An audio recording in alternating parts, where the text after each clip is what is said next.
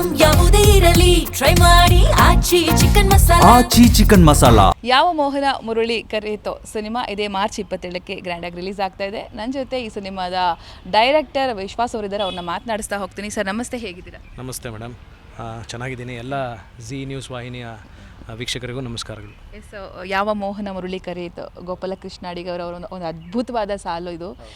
ಇದನ್ನೇ ಟೈಟಲ್ ಆಗಿ ಇಟ್ಕೊಂಡು ಇವತ್ತು ಸಿನಿಮಾ ಮಾಡ್ತಾ ಇದ್ದೀರಾ. ಆ ಹಾಡು ಕೇಳೋದೇ ಮಜಾ, ಲೈಫ್ನ ಎಲ್ಲ ಪಾಠಗಳನ್ನು ತಿರುವಿ ಹಾಕಿದಂತೆ ಅನಿಸುತ್ತೆ. ಯಾಕೆ ಈ ಟೈಟಲ್ಲು, ಏನಿದು ಸಿನಿಮಾ?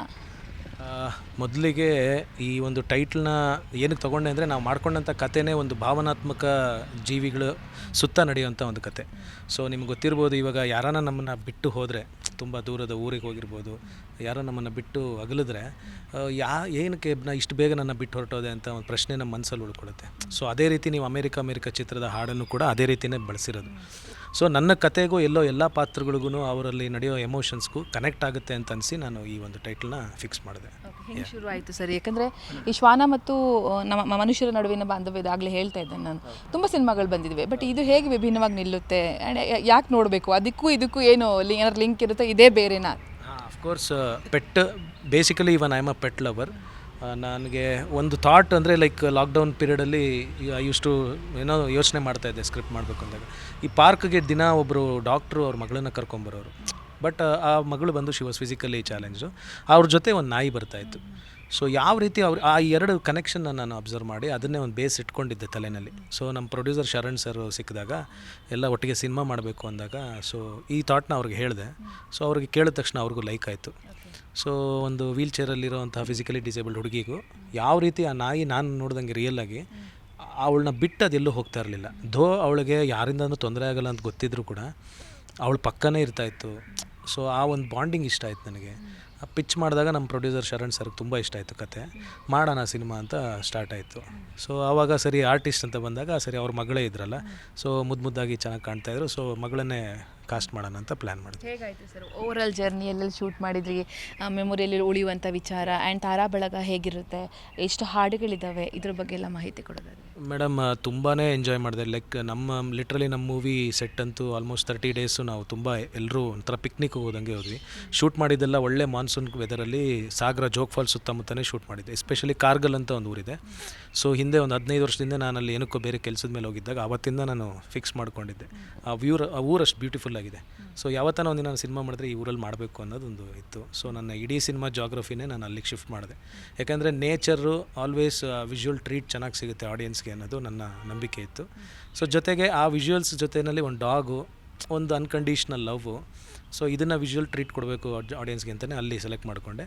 ಜೊತೆಗೆ ಇದೊಂದು ಮ್ಯೂಸಿಕಲ್ ಜರ್ನಿ ಕೂಡ. ಒಟ್ಟು 3 ಹಾಡುಗಳಿದೆ ಸಿನಿಮಾನಲ್ಲಿ. ನಮ್ಮ ಟೈಟಲ್ ಸಾಂಗ್ನು ಕೂಡ ಯಾವ ಮೋಹನ ಮುರಳಿ ಕರೆಯಿತು ಅನ್ನೋ ಒಂದು ಶೀರ್ಷಿಕೆ ಟೈಟಲ್ ಸಾಂಗ್ ಕೂಡ ಇದೆ. ಸೊ ಇಡೀ ಸಿನಿಮಾನಲ್ಲಿ 3 ಹಾಡುಗಳದ್ದು ಒಂಥರ ಮ್ಯೂಸಿಕಲ್ ಜರ್ನಿ ಥರನೇ. ಆ್ಯಂಡ್ ಮೇಯ್ನ್ ಎಲ್ಲ ಕ್ಯಾರೆಕ್ಟರ್ಗಳಿಗೂ ಆ 3 ಹಾಡು ಥೀಮ್ಸ್ ಥರ ವರ್ಕ್ ಆಗುತ್ತೆ. ಸೊ ಸರ್ ಮುಂದಿನ ದಿನಗಳಲ್ಲಿ ನೀವು ಏನಾದ್ರು ಆ್ಯಕ್ಟ್ ಮಾಡ್ತೀರಾ? ವಿಲನ್ ಏನಾದರೂ ಆಗ್ತೀರಾ? ಆ ಲುಕ್ ಇದೆ ಸರ್ ನಿಮಗೆ, ಆ ಕಣ್ಣೆಲ್ಲ. ಓಕೆ ಮೇಡಮ್, ಆ್ಯಕ್ಚುಲಿ ಇವಾಗ ಒನ್ ಆಫ್ ಮೈ ಫ್ರೆಂಡ್ಸ್ ಕೆಂದಾವರೆ ಅನ್ನೋ ಮೂವಿನಲ್ಲಿ ಒಂದು ಸಣ್ಣ ಪಾತ್ರ ನೆಗೆಟಿವ್ ಮಾಡಿದ್ದೀನಿ. ಆ ಥರ ಆ್ಯಕ್ಟಿಂಗ್ ಮಾಡಲೇಬೇಕು ಅನ್ನೋದು ಇದಿಲ್ಲ, ಟೆಕ್ನಿಕಲ್ಲೇ ಜಾಸ್ತಿ. ಈಗ ಇನ್ನೊಂದು ಸಿನಿಮಾ ಸ್ಟಾರ್ಟ್ ಮಾಡ್ತಾಯಿದ್ದೀವಿ, ಸುಮ್ಮನೆ ತಮಾಷೆಗೆ ಅಂತ. ಸೊ ಅದು ನೆಕ್ಸ್ಟ್ ಮಂತ್ ಶೂಟಿಂಗ್ ಇದೆ. ಸೊ ಬೇಸಿಕಲಿ ಫಿಲ್ಮ್ ಮೇಕಿಂಗೇನೆ. ಮೇಡಮ್, ನಾನು ಆ್ಯಕ್ಚುಲಿ ಟು ಬಿ ಫ್ರ್ಯಾಂಕ್, ನಾನು ತುಂಬ ಚೈಲ್ಡ್ಹುಡ್ಡಲ್ಲಿದ್ದಾಗ 1 ವರ್ಷದ ಮಗು ಇದ್ದಾಗ ನನಗೆ ಶಂಕರ್ನಾಗ್ ಅವ್ರದ್ದು ಹೊಸ ಜೀವನ ಸಿನಿಮಾನಲ್ಲಿ ಕಾಸ್ಟ್ ಮಾಡಿದರು ನನ್ನ. ಸೊ ಅದರಲ್ಲಿ ಅವ್ರ ಮಗನ ಪಾತ್ರನೇ ಮಾಡಿದ್ದೀನಿ. ಸೊ ನನಗೆ ಇನ್ನೂ ಅವ್ರು ಯಾರು ಅಂತಲೂ ಗೊತ್ತಿಲ್ಲದ ಏಜಲ್ಲಿ ನಾನು ಶಂಕರಣ್ಣ ನಾನು ನೋಡಿದ್ದೆ. ಅಂದರೆ ನಾನು ಗುಟ್ಟಳ್ಳಿ ಪ್ಯಾಲೇಸ್ ಗ್ರೌಂಡ್ಸಲ್ಲಿ ಇದ್ದಿದ್ದು. ಸೊ ಅಲ್ಲಿ ಶೂಟಿಂಗ್, ಪ್ಯಾಲೇಸ್ ಅಂದರೆ ನಿಮ್ಗೆ ಗೊತ್ತಿರ್ಬೋದು, ಎಲ್ಲ ಸಿನಿಮಾ ಶೂಟಿಂಗ್ ಅಲ್ಲಿ ಬರ್ತಾಯಿದ್ರಂತೆ. ಸೊ ನಾನು ಸ್ವಲ್ಪ ಚಿಕ್ಕ ಹುಡುಗ ಇದ್ದಾಗ, ಇವಾಗ ನೀನು ನೋಡೋಕ್ಕೆ ಚಿಕ್ಕ ಮಗು ಇದ್ದಾಗ ಮುದ್ದಾಗಿದ್ದೆ ಅಂದ್ಬಿಟ್ಟು ಶಂಕರ್ನಾಗ್ ಸರೇ ಸ್ವತಃ ಅವ್ರ ಮಗು ಪಾತ್ರಕ್ಕೆ ಇವನ್ನೇ ಇದು ಮಾಡೋಣ ಅಂತೇಳಿ ಥ್ರೂ ಔಟ್ ದ ಸಿನಿಮಾ ನನ್ನ ಹೆಸರು ಸುಬ್ರಾಯಿ ಅಂತಲೇ ಕರೆಯೋರು. ಅದರಲ್ಲಿ ಆ ಕ್ಲೈಮ್ಯಾಕ್ಸಲ್ಲಿ ಮಾತ್ರ ಬರ್ತೀನಿ ನಾನು, ಲಾಸ್ಟ್ ಒಂದು ಹೊಸ ಜೀವನ ಅಂತ ಶಂಕರಣ್ಣ ಜೊತೆ. ಸೊ ನನಗೆ ಗೊತ್ತಿಲ್ಲದಿರೋ ವಯಸ್ಸಲ್ಲಿ ನಾನು ಅಂಥ ದೊಡ್ಡ ಲೆಜೆಂಡ್, ಇವತ್ತು ಎಲ್ಲರೂ ಅವ್ರನ್ನ ಆರಾಧಿಸ್ತೀವಿ. ಇವನ್ ಡೈರೆಕ್ಷನ್ಗೆ ನನಗೆ ಅವ್ರು ಒನ್ ಆಫ್ ದಿ ಇನ್ಸ್ಪಿರೇಷನ್ ಕೂಡ.